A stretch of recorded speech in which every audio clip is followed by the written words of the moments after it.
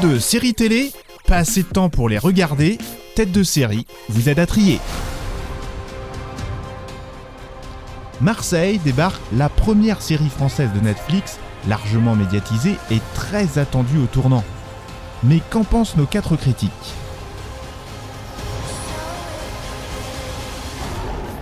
Évidemment, ça se passe à Marseille, mais ça parle de quoi d'autre ?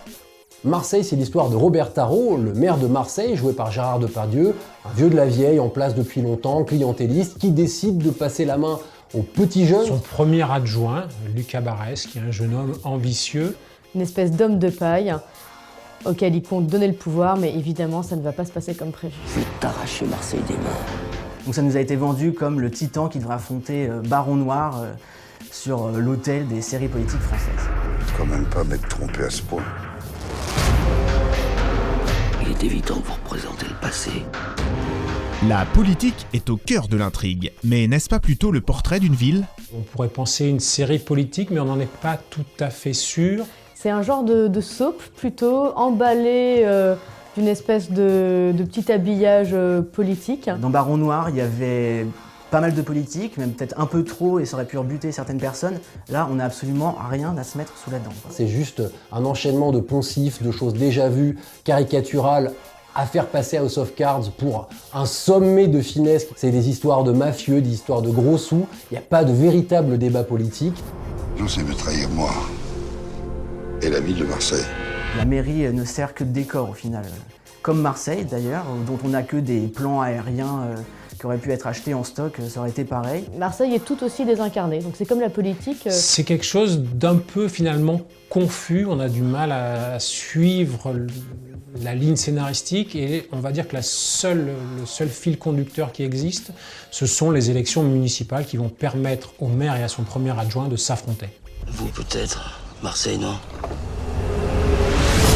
Et les acteurs dans tout ça, ils s'en sortent ? Gérard Depardieu traverse tout ça comme un 40 tonnes, avec un certain détachement. Finalement, c'est peut-être lui qui tire le mieux son épingle du jeu, mais parce qu'il a une telle expérience, il a une telle présence que il écrase un peu les autres. Et Benoît Magimel et son personnage, c'est un naufrage, quoi. Et plus ça avance, pire c'est. Par moments, il prend un accent marseillais qui est à la limite du ridicule. Il n'y a pas d'autre mot, il est mauvais, il n'est pas dedans, il n'est pas dans le personnage.